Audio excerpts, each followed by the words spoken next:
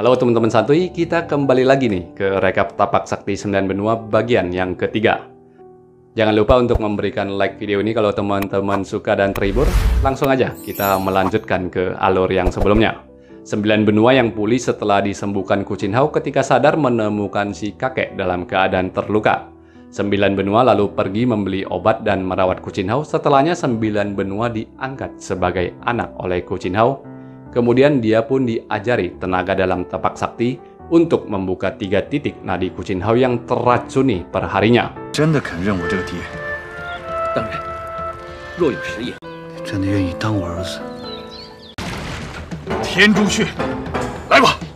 Setelah titik nadi Gu Chinhao terbuka sebagian, 9 benua minta izin untuk pergi menemui Hati Baja.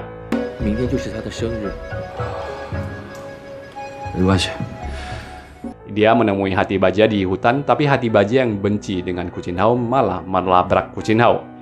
Ini membuat 9 benua terluka akibat dalam keadaan tenaga dalam rendah, lalu stres melihat wanita yang dicintainya berkelahi dengan ayah angkatnya. Setelah mendengar pengakuan 9 benua akan isi hatinya pada Hati Baja, Gu Chinhao kembali dan menculik Hati Baja serta membawa Hati Baja menemui 9 benua.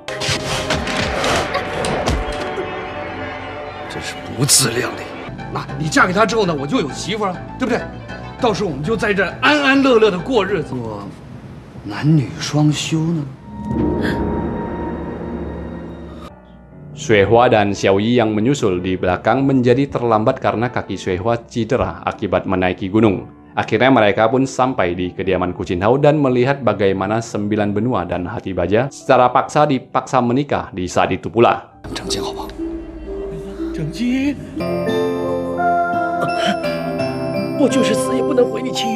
Hal ini karena racun 9 benua hanya dapat dinetralkan bila dirinya berhubungan dengan wanita.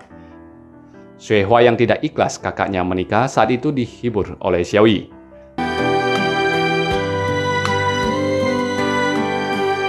Setelah malam pertama itu, ketiga sahabat 9 benua ini pulang ke Wisma Yanxia setelah 9 benua berjanji untuk kembali dan meminang Hati Baja nantinya.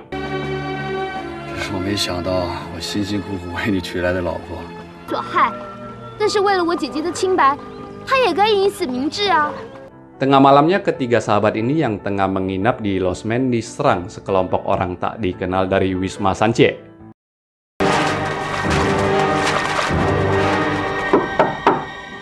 Qing Yao tiba-tiba muncul dan menangkap para penyerang itu. Xuehua yang terpesona dengan ketampanan Qing Yao ikut membantu menyerang mereka.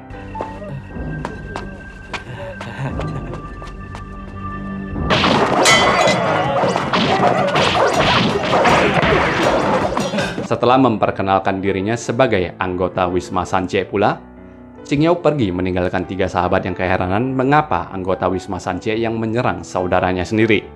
Setelah itu 3 sahabat kembali ke Wisma Yanxia. Xuehua dan Xiaoyi semakin dekat satu sama lainnya.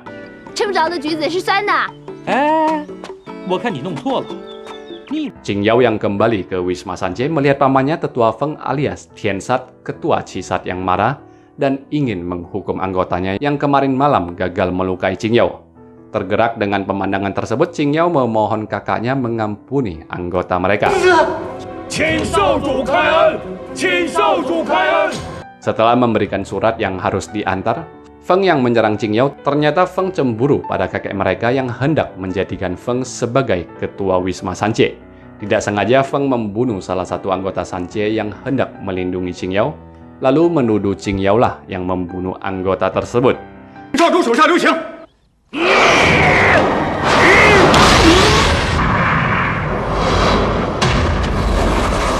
Seketika Qing Yao mengeluarkan lencana ketua, tetapi Feng tidak mau memberikan hormat pada adiknya sendiri.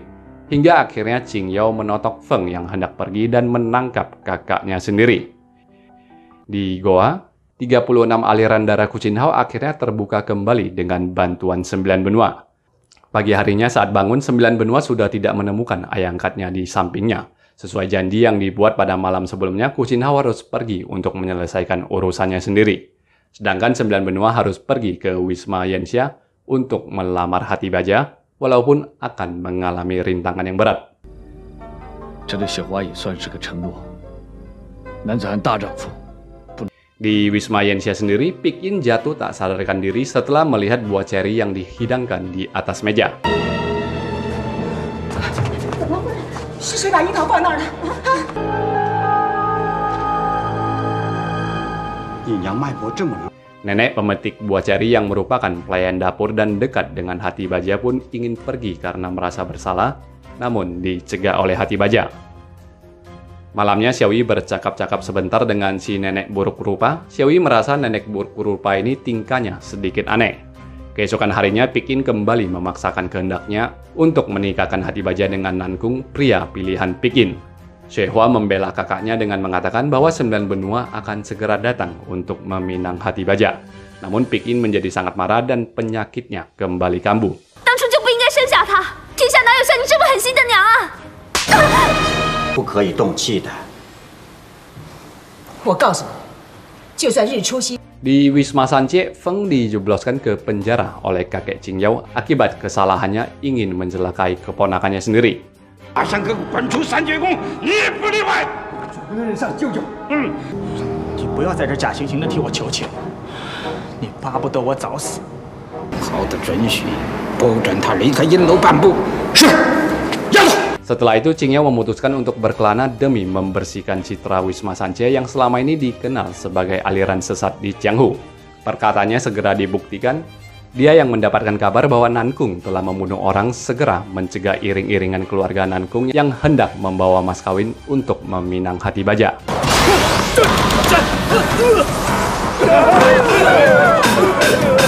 一个爱管闲事的人，什么意思？请各位大大回府。 Qingyao menuju ke Wisma Sanjie dan membawa pelayan Nankung yang babak belur ke sana, sembari memberitahu bahwa acara lamaran telah dibatalkan Nankung. 被人乱刀斩死，理由是因为南宫雪阴间未遂。 Yang tidak disangka adalah kedatangan Qingyao ternyata sekaligus meminang Hati Baja, serta untuk membangun hubungan Wisma Sanjie dengan Wisma Yensia untuk membasmi Gu Qinhao. Pinangannya itu ditolak, bahkan Pikin sampai turun tangan dengan mengadu 1-2 jurus dengan Qingyao. 我今天就来见识见识。方能救我于水火之中。打打杀杀有什么好啊？说不定 Setelah dijelaskan bahwasannya Qingyao adalah anak Hou Feng Dewa Tabib yang terkenal baik, hati Pikin mulai luluh. Namun di kala itu 9 benua juga tiba di sana untuk meminang. 庄主就把雪花许配给你。啊！多谢涂庄主、涂夫人。 Pikin yang tidak suka dengan Gu Qinhao memukul 9 benua yang tidak sopan hendak meminang Hati Baja. Melihat adanya masalah antara 9 benua dan Pikin, Qingyao tidak jadi melamar Hati Baja karena mengira Hati Baja telah memiliki kekasih. 我这么做不是为了要感动谁，而是要让雪花知道，我段飞对她一片真心。 Dalam amarahnya yang memuncak, Pikin mengusir Hati Baja keluar serta memutuskan hubungan ibu anak dengan Hati Baja. 无耻小贱人！今天我就当没生过。并不知大小姐段兄弟已是两情相悦。我只问你一句， Kita akan bersambung lagi nih ceritanya di bagian keempatnya, teman-teman santuy sekalian. Sampai di sini dulu rekap kali ini. Terima kasih sudah menonton. Terima kasih atas like yang diberikannya. Sampai berjumpa lagi ya di part selanjutnya. Bye-bye. 我劝你娘，我慢慢劝你娘啊，香桂。今天谁也别想替他说情。好啊，会中暑的，来，拿给他喝吧。还有这么一段渊源。涂庄主，一晚被于见，的婚事不是你退出就能解决的。静好不明白。但我与雪花情投意合，彼此相知。